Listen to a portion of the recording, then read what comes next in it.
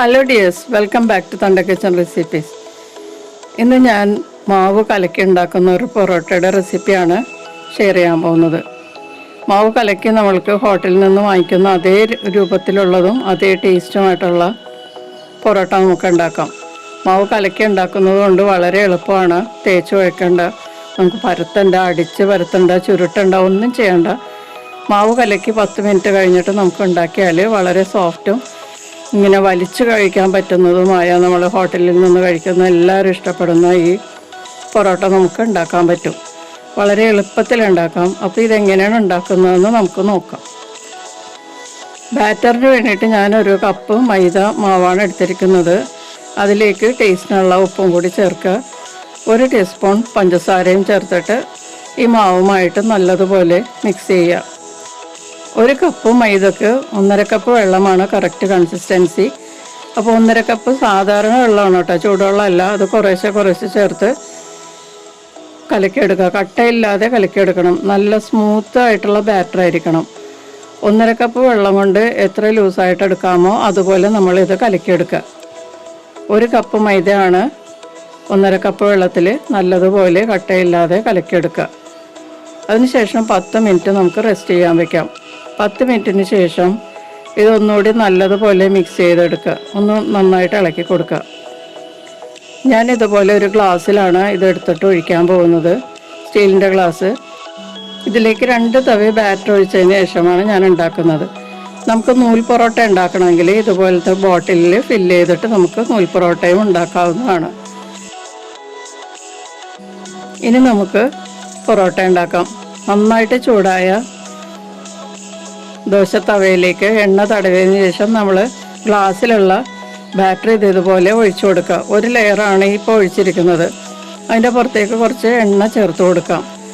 Refined oil ഏതെങ്കിലും ചേർക്കാം. അതിനുശേഷം ഇതിൻ്റെ പുറത്തേക്ക് കുറച്ച് എണ്ണ തടവി കൊടുക്കുക.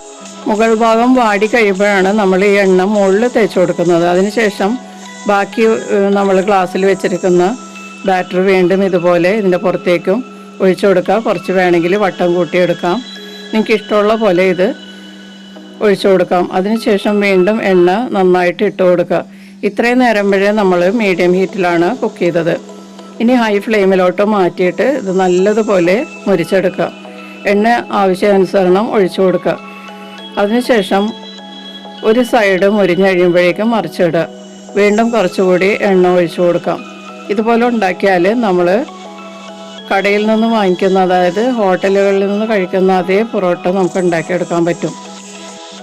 പൊറോട്ടയുടെ ഗ്യാപ്പിലൂടെയൊക്കെ നമുക്ക് എണ്ണ ഒഴിച്ചു കൊടുക്കാം. അപ്പോൾ എല്ലാ ഭാഗത്തും നന്നായിട്ട് എണ്ണ ചെല്ലും. അപ്പോൾ ഇതുപോലെ ഉണ്ടാക്കിയാൽ നമ്മൾക്ക് 2-3 ദിവസമൊക്കെ ഇത് വെച്ചിട്ട് ചൂടാക്കി എടുത്താൽ നല്ല ഫ്രഷ് പൊറോട്ട ഉണ്ടാക്കി കഴിക്കാൻ പറ്റും. അപ്പോൾ നമ്മുടെ ആദ്യത്തെ പൊറോട്ട റെഡി ആയിട്ടുണ്ട്. കണ്ടോ, വളരെ സോഫ്റ്റ് ആയിട്ടുള്ള പൊറോട്ടയാണ്. ഇനി നമുക്ക് കുട്ടികൾക്ക് വേണ്ടി കുറച്ച് മധുരമുള്ള പൊറോട്ട ഉണ്ടാക്കാം.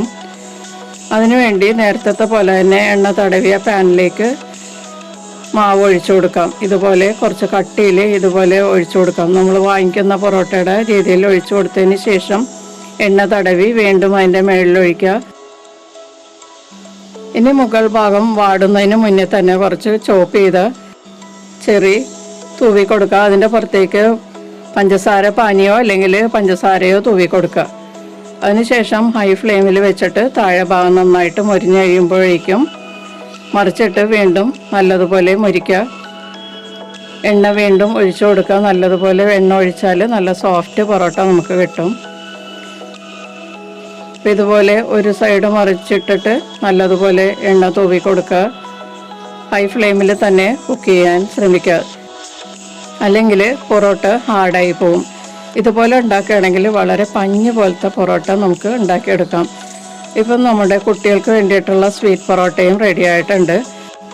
അപ്പോൾ ആ 1 കപ്പ് മാവ് കൊണ്ട് ഉണ്ടാക്കിയ ബാറ്റർ കൊണ്ട് ഞാൻ 3 പൊറോട്ടയാണ് ഉണ്ടാക്കിയിരിക്കുന്നത്. കണ്ടു, നല്ല ലെയറായിട്ടുള്ള പൊറോട്ടയാണ്. നമ്മൾ ഹോട്ടലുകളിൽ നിന്നൊക്കെ കഴിക്കുന്നത് പോലത്തെ നമ്മൾ നല്ല വലിഞ്ഞു വരുന്ന പൊറോട്ട. സോഫ്റ്റുമാണ്. എല്ലാവരും കഴിക്കാൻ ഇഷ്ടപ്പെടുന്ന ഈ പൊറോട്ട എല്ലാവരും ഒന്ന് ട്രൈ ചെയ്ത് നോക്കുക. മാവ് കലക്കി വളരെ വേഗത്തിൽ ഉണ്ടാക്കാൻ പറ്റിയ ഈ പൊറോട്ട ബാക്കി വന്നാലും നമുക്ക് പിറ്റേ ദിവസം സ്റ്റീമറിൽ വെച്ച് സ്റ്റീം ചെയ്തെടുത്താൽ വളരെ സോഫ്റ്റ് ആയിട്ടുള്ള പൊറോട്ട കിട്ടും. അല്ലെങ്കിലും ഇത് സോഫ്റ്റാണ്. തണുത്ത് കഴിഞ്ഞാലും വലുതായിട്ടൊന്നും പാടാവില്ല. നമുക്ക് ഇഷ്ടമുള്ള കറികൾ കൂട്ടി കഴിക്കാം. ചിക്കൻ കറിയോ മട്ടണോ അല്ലെങ്കിൽ ബീഫ് കറിയോ കൂട്ടി കഴിക്കാം. എല്ലാവരും ഒന്ന് ട്രൈ ചെയ്ത് നോക്കുക. നമുക്ക് വീണ്ടും മറ്റൊരു റെസിപ്പിയുമായിട്ട് കാണാം. Thank you.